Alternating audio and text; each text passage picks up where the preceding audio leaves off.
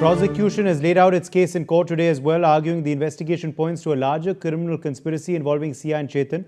Police told the court they will need further custody to establish where the alleged conspiracy was planned, where the reconnaissance was carried out at Lohagarh before the crime, and if any other individuals were involved. Investigators also said they want to recover Chetan's passport, examine why it was allegedly torn up, retrieve deleted or concealed data from his mobile phone, and seize his clothes too as part of the probe. On these grounds, the police sought 7 more days of custodial interrogation. Shahid Ansari is with us on this story. Shahid, what is the reasoning that the police has given for extended custody? जी police ने जो है इस पूरे मामले में इन्हीं चीजों को लेकर जो है बात की है, जो चीजें उनकी पहुंच से बाहर थी। एक दो तीन चीज है उदय, जिसके बारे में मैं तफसील से बता देता हूं। दरअसल पुलिस ने सिया का फोन, चेतन का फोन और भी कई लोगों के फोन जो है फॉरेंसिक उसके लिए दिए कि फॉरेंसिक रिपोर्ट जब आएगी तो उसमें से बहुत सारी चीजें बाहर आएंगी जिस पर पुलिस को इन्वेस्टिगेट करना है, उस पर जांच करना है। जिनमें से एक अहम यह है कि हत्या से पहले चेतन और जो सिया है इनके बीच जो है बातचीत हुई थी। अब जब बातचीत हुई थी तो क्या बातचीत हुई है, ये सारी चीजें खंगालना, उसको जमा करना, फिर उससे सबूत इकट्ठा करना, ये सारी चीजें उनके लिए जो है उसके लिए समय दरकार है। यही वजह है कि पुलिस ने कोर्ट में जो है इन सभी चीजों को लेकर लंबी बहस की और बताया कि हालांकि इनके वकील ने कहा है कि कस्टडी की जरूरत नहीं है, लेकिन पुलिस ने बताया कि जरूरत है और वो किस तरह से जरूरत है। इसके साथ साथ पुलिस ने इनके कई और ऐसे जो लोग हैं जो इनसे जुड़े हुए लोग हैं उनसे भी पूछताछ जरूरी है, जिसको लेकर जो है पुलिस ने कोर्ट से जब अपील की तो कोर्ट ने इनको पूछने का जो कस्टडी जो है कस्टडी में भेजने का हुक्म दिया है। जी शुक्रिया शाहिद हमारे संग जुड़ने के लिए। Now, for millions of Indians, temple donations are an act of faith. That faith deserves the highest standards of honesty and accountability. The alleged theft by 8 accused in Ayodhya is not just about stolen cash. It's a reminder that every rupee placed in a donation box comes from the trust of devotees. India's temples are managed under different systems. Some, like Tirumala, Tirupati and Sabrimala, are administered under statutory frameworks. Others, like the Ram Janmabhoomi Mandir and Siddhivinayak temple, are run by public trusts. There are also private family temples, community-managed temples, and temples overseen by mutts and ashrams. The common thread is simple. Regardless of who manages a temple, transparency should be non-negotiable. Some institutions already set strong examples. The Tirupati Devasthanam Boards, for instance, publishes annual budgets, procurement details, and undergoes statutory audits. The Siddhivinayak Trust releases audited financial statements and annual reports. The Travancore Devaswam Board presents public budgets and is subject to statutory audits. With an estimated 3 lakh crore rupees flowing into temples and the wider temple economy every year, the question is not whether people should donate. The question is whether every institution receiving devotees' hard-earned money should meet gold standards of transparency. Faith inspires donations. Accountability protects that faith.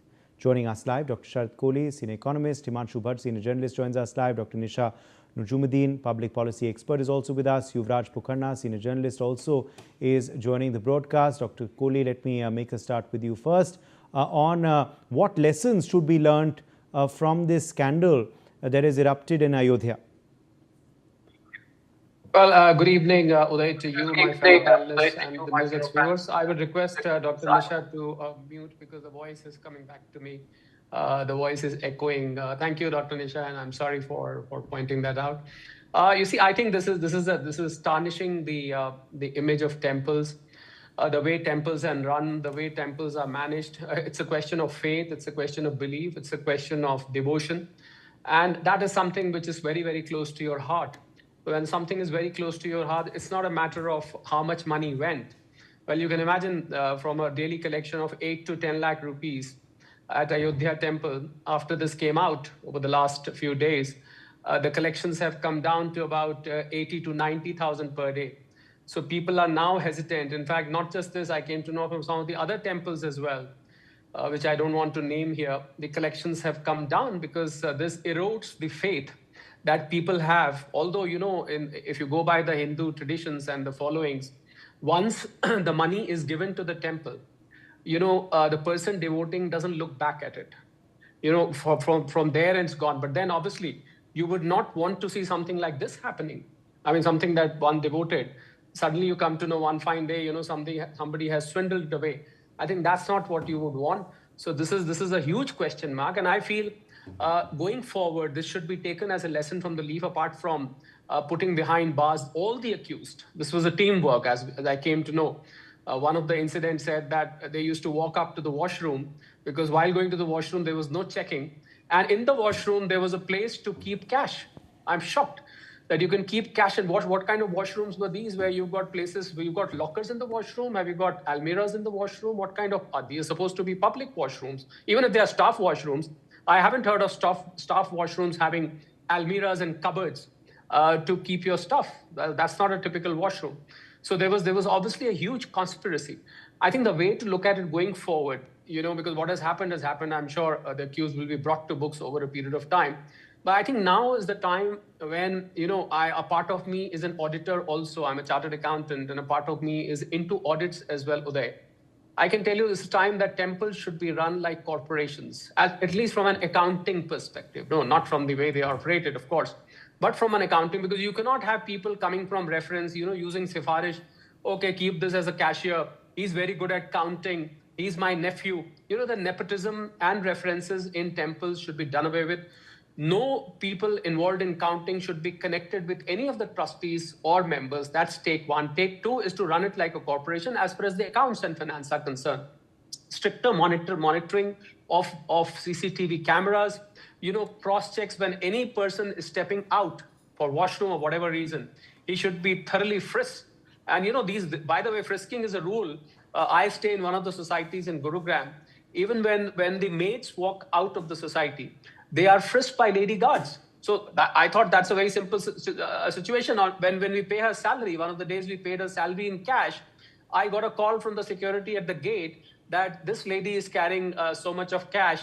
Are you sure you paid this cash? We said, yes, this cash has been given as salary. So that is the level. If this can be maintained in a small society with about 250 apartments, why cannot this be maintained at a temple? So I was very surprised, and I think the temple management, and this goes across all temples, because can you believe Tirupati Mala temple, which you just mentioned, has got a total corpus of 3 lakh crore rupees.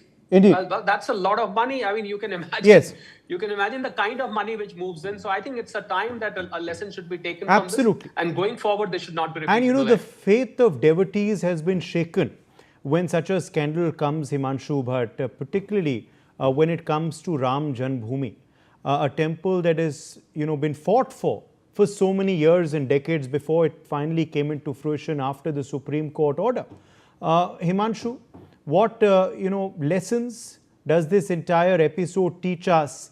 And for devotees, what should be done to reinstill the faith, which may have been shaken, I'm sure not wavered, but may have certainly been shaken by this episode? Well, first things first, let me tell you something. On Sanatan, on one side we talk of temple economy, bringing back temple economy.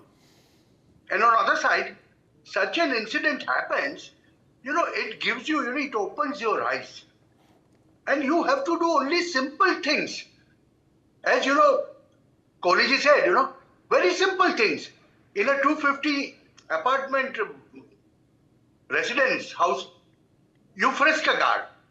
Similarly, when a rule is made here in a temple, I'll give you a simple example of Ram temple issue. It was a theft, all right. We all believe that it was a theft. Some people were stealing the money. Now, who were they? And what was the rule?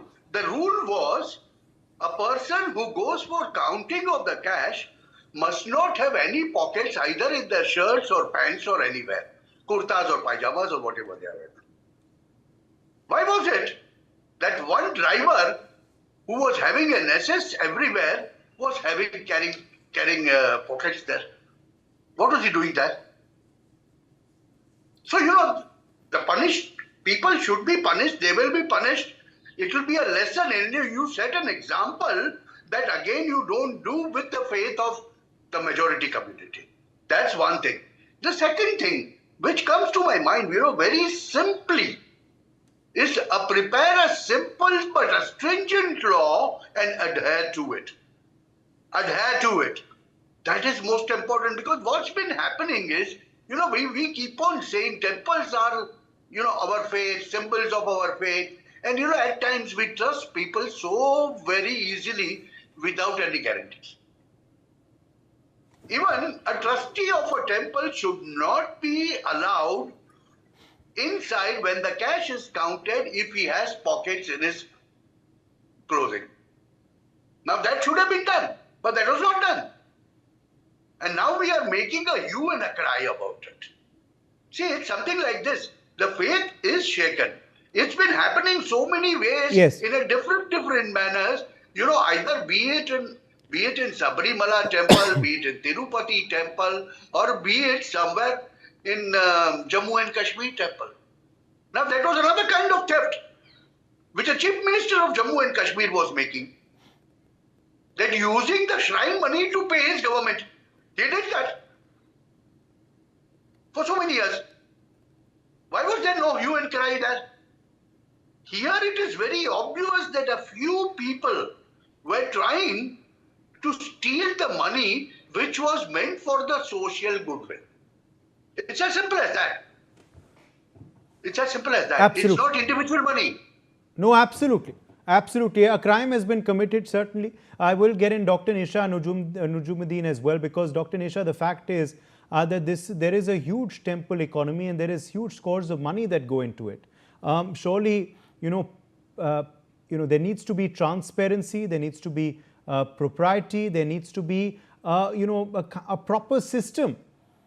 Do you believe that must be set in place now, not just for certain trusts, some of which I mentioned at the start of the show, which do it and do it proactively, be it audits, be it publishing of accounts, be it, great transparency. But do you believe this now should be brought across board for temples, particularly public ones?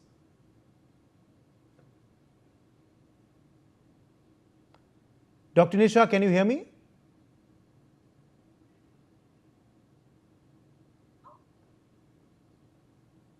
Dr. Yeah. Nisha is, yes, So now I you're would there say- with us. Please go ahead. Yeah.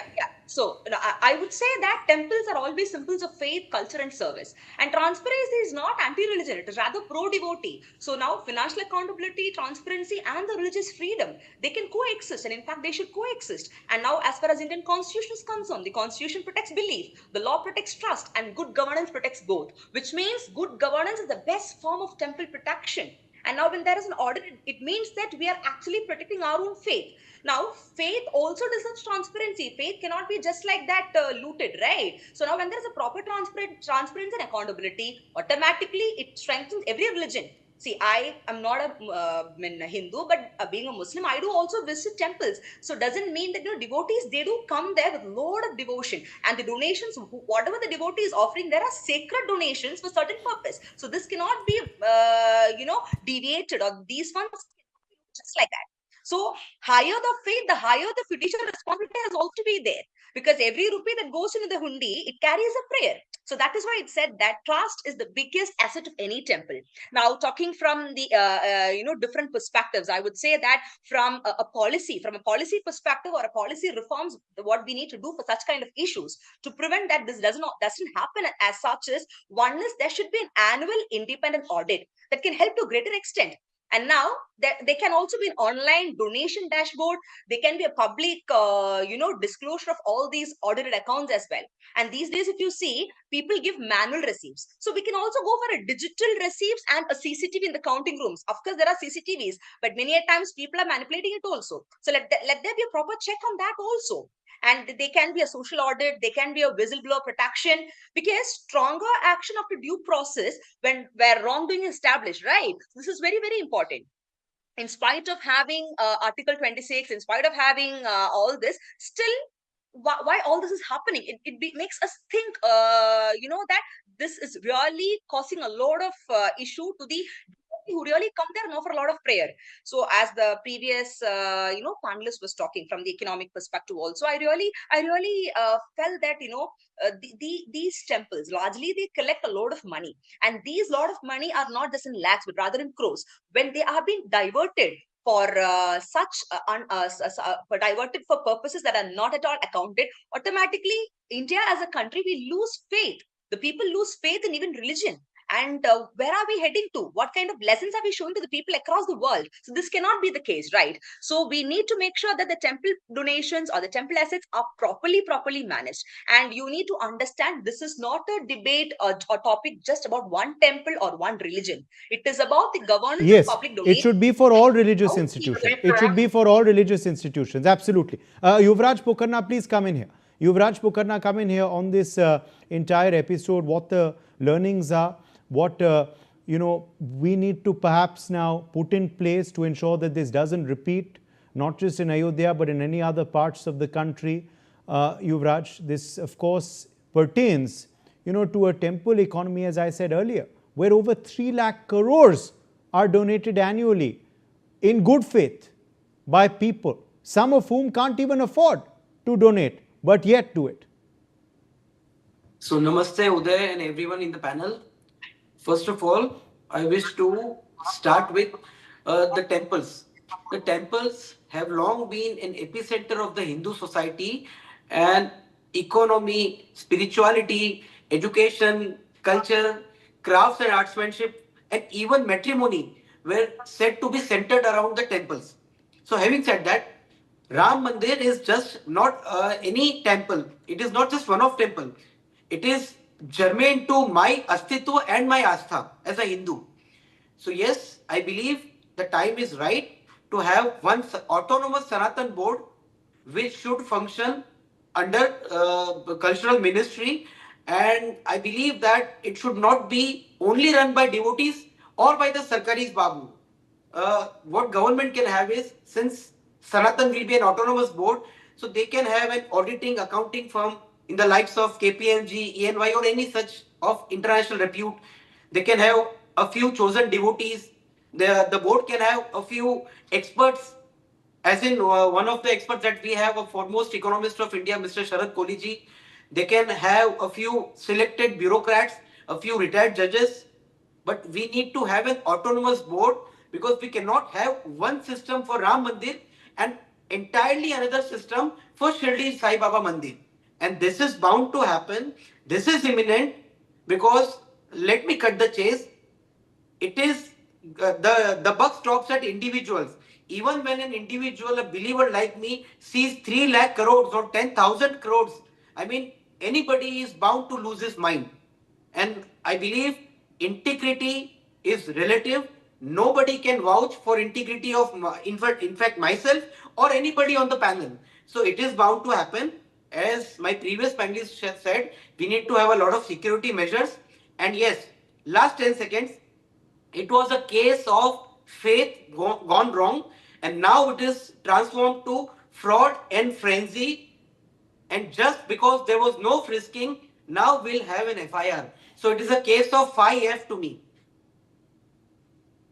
Over to you then. Okay, let me in fact quickly also then take that back to you, Sharad Kohli, about now, whether uniform procedures, do you believe, should be brought into place for all different religious institutions?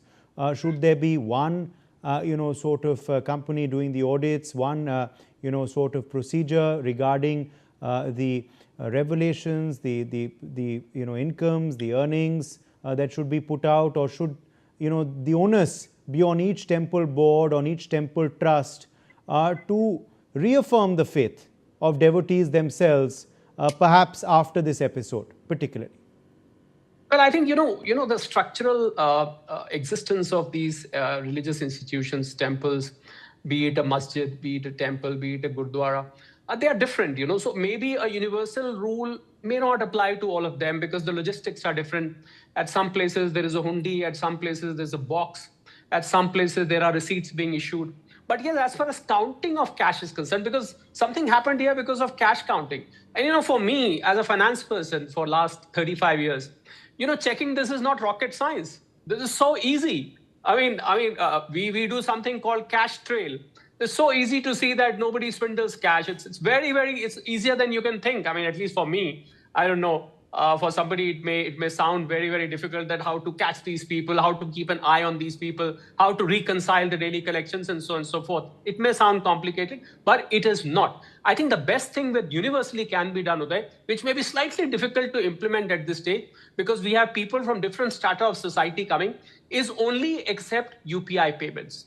If one of the leading cinema chains in this country can implement only UPI payments in their cinema halls, why can't the temples do? I mean, today you buy a coconut from roadside, everybody has got a UPI. Even if you're not using a smartphone, you can still do a UPI. So I thought only UPI payments is the best solution. Online donations, that is the best solution. It'll clear. And look at the kind of man hours you will save in counting. Handling cash, depositing cash, State Bank of India involved, they start counting, then the packets are made, 500 separate, 100 separate. All this is easy. Okay, let me in fact quickly get in Himanshu Bhatt. I think he has a last word. Yes, Himanshu, closing comments. Actually, I just wanted to comment, Kohli said UPI, fine. Me and you can use UPI. But the people who have crores and crores in cash lying, that black money, where will they go? They will donate only by cash. Himanshu, temple cannot be a measure to convert your white to black money. Not converting. Those people with crores and crores, right. Always, it's been a trend. Be it a masjid, or be it a temple, or be it a gurudwara, people send unaccounted cash in crores. Crores and crores of rupees of unaccounted cash is given to these religious structures. Basically, they think by doing that, by giving a few % of their earning, black earning, they will get saved. See, this is the type of an asta here in the society we have. Now that's another point to ponder. That's another point to ponder on another day. But for now, we've run out of time. My thanks to all of our guests for joining us. We're slipping into a very short break.